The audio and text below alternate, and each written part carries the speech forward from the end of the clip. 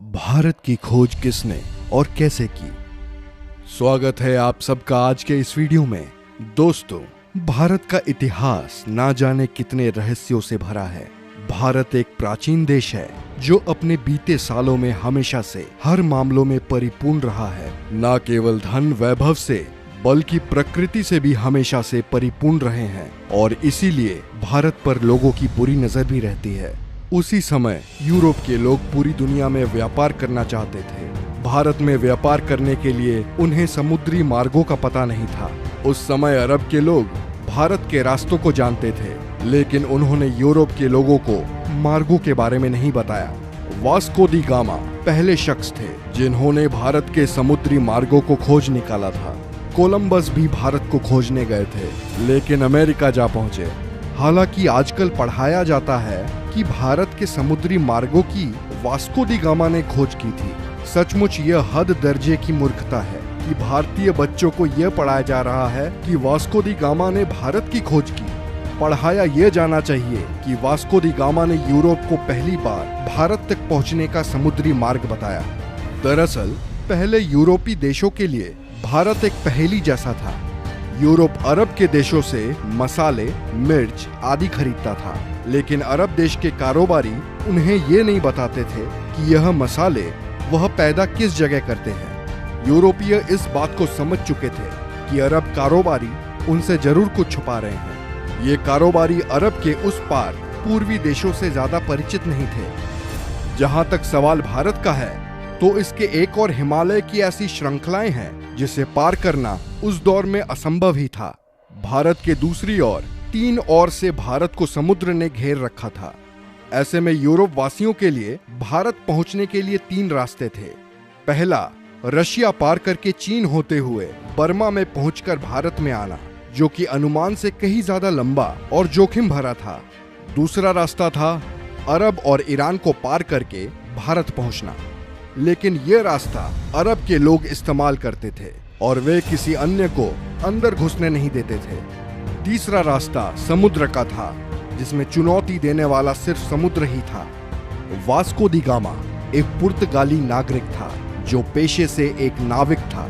इसका जन्म 1460 ईस्वी में पुर्तगाल के साइनस में माना जाता है। उस समय में अरब के लोग यूरोप में मसाला बेचा करते थे जो वो भारत से लाते थे।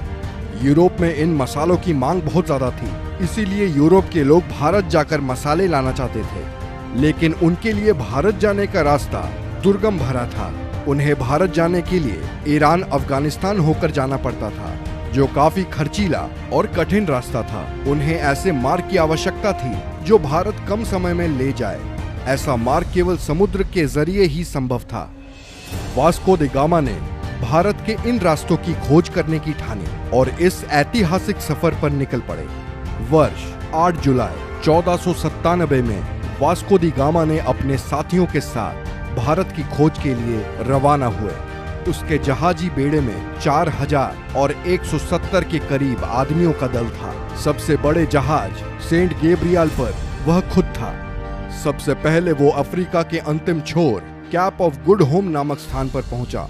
उसके बाद वह अफ्रीका के ही एक राज्य मोसम्बा आया, जहां के राजा ने उसकी मदद की और उसे एक अरब नाविक दिया जो भारत का रास्ता जानता था। वास्को दी गामा भारत कब आया? वास्को दी गामा अफ्रीका महाद्वीप का चक्कर लगाकर भारत के कालीकट बंदरगाह केरल पर पहुंचा था। 20 मई 1498 की तारीख थी जब वास्को दी गामा भारत के कालीकट बंदरगाह पर पहुंचा। भारत की खोज का यह सफर करीब 10 महीनों का रहा। भारत आकर वास्को दी गामा ने स्थानीय राज्य के राजा से व्यापार का समझौता किया। उसने कई प्रकार के मसाले खरीदे। भारत से पुर्तगाल आने के दौरान समुद्री तूफान से उसके जहाजी बेड़े को नुकसान पहुंचा और उसके दल के कई लोग मारे गए। पुर्तगाल लौटने पर उसका भव्य स्वागत किया गया। अगली बार भारत आने पर उसने कालीकट के राज्य पर आक्रमण कर दिया और कत्लेआम लूटपाट की। वास्को दी गामा ने यूरोप के लुटेरों, शासकों और व्यापारियों के लिए एक रास्ता बना दिया था। इसके बाद भारत पर कब्जा जमाने के लिए यूरोप के कई व्यापारी और राज्यों ने कोशिश की और समय समय पर वे आए और उन्होंने भारत के केरल राज्य के लोगों के धर्म बदलने में महत्वपूर्ण भूमिका निभाई। पुर्तगालियों की वजह से ब्रिटिश लोग भी यहाँ आने लगे। अंततः 1615 ईस्वी में यह क्षेत्र ब्रिटिश अधिकार में आया। 1698 ईस्वी में यहाँ फ्रांसीसी बस्तियां बसी। फ्रांस और ब्रिटेन के बीच के युद्ध के काल में इस क्षेत्र की सत्ता बदलती रही। 1503 में वास्को पुर्तगाल लौट गए और 20 साल वहां रहने के बाद वह भारत वापस चले गए। 24 मई 1524 को वास्को दी गामा की मृत्यु हो गई। लिस्बन में वास्को के नाम का स्मारक है। इसी जगह से उन्होंने भारत की यात्रा शुरू की थी। दरअसल 1492 में नाविक राजकुमार हेनरी की नीति का अनुसरण करते हुए किंग जॉन ने एक पुर्तगाली बेड़े को भारत भेजने की योजना बनाई ताकि एशिया के लिए समुद्री मार्ग खुल सके। उनकी योजना मुसलमानों को पछाड़ने की थी, जिनका उस समय भारत और अन्य पूर्वी देशों के साथ व्यापार का एकाधिकार था। एस्टावो डी गामा को इस अभियान के नेतृत्व के लिए चुना गया, लेकिन उनकी मृत्यु के बाद वास्को द गामा ने उनका स्थान लिया। ये कहना कि भारत की खोज कब हुई महज एक बेतुका सवाल है। भारत किसी की खोज का मोहताज नहीं है। इस देश का इतिहास कुछ हजार या लाख नहीं, करोड़ों साल पुराना है। वैसे आप लोगों को क्या लगता है, क्या भारत की खोज का श्रेय एक व्यक्ति को देना सही है? अपने व्यूज हमें कमेंट सेक्शन में बताएं। वीडियो अच्छी लगी हो तो लाइक करें, शेयर करें और ऐसे ही अमेजिंग वीडियोस के लिए हमारे चैनल को सब्सक्राइब करें। मिलते हैं अगले वीडियो में।